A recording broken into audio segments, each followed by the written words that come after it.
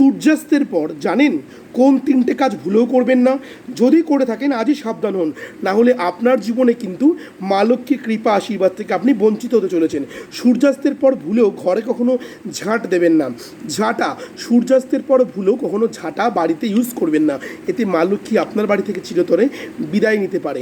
সূর্যাস্তের পরে ভুলেও কখনো বাড়ির থেকে অন্ন বা চাল কাউকে দান করবেন না, এতে কিন্তু আপনার বাড়িতে থাকা মা লক্ষ্মী আপনার ওপর রুষ্ট হবেন এবং আপনার জীবনে কিন্তু অভাব দৈন্যদশা নেমে আসবে।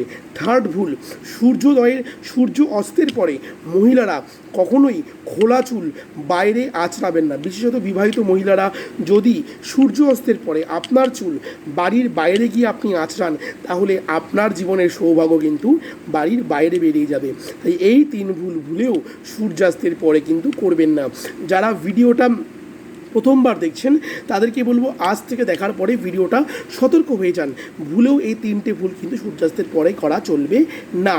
যারা বারবার আর্থিক সমস্যার মধ্যে আছেন, অনেক চেষ্টা করার পরেও যারা কোনোভাবে নিজেদেরকে ইনক্রিজ করতে পারেননি, তাদেরকে বলবো একবার হলো মাত্র 2501 টাকার বিনিময়ে ব্যবহার করে দেখো অষ্ট ধনলক্ষ্মী কবচ। এই কবচ একবার ব্যবহারে তোমাদের এবং তোমাদের পরিবারের থেকে সমস্ত অর্থনৈতিক দুর্যোগ কেটে যাবে।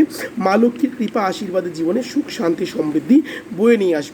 ওপরে দেওয়া নাম্বার 6290120288, এই নাম্বারে চটপট বুকিং করে ফেলা নিজেদের জন্য অষ্ট ধনলক্ষ্মী কবচ। ভিডিওটা কে কোথা থেকে দেখছো প্লিজ জানাবে। ভালো থাকবে, সুস্থ থাকবে, ভিডিওটা শেয়ার করবে। জয় মাতারা, জয় গুরু বামদেব বাবা।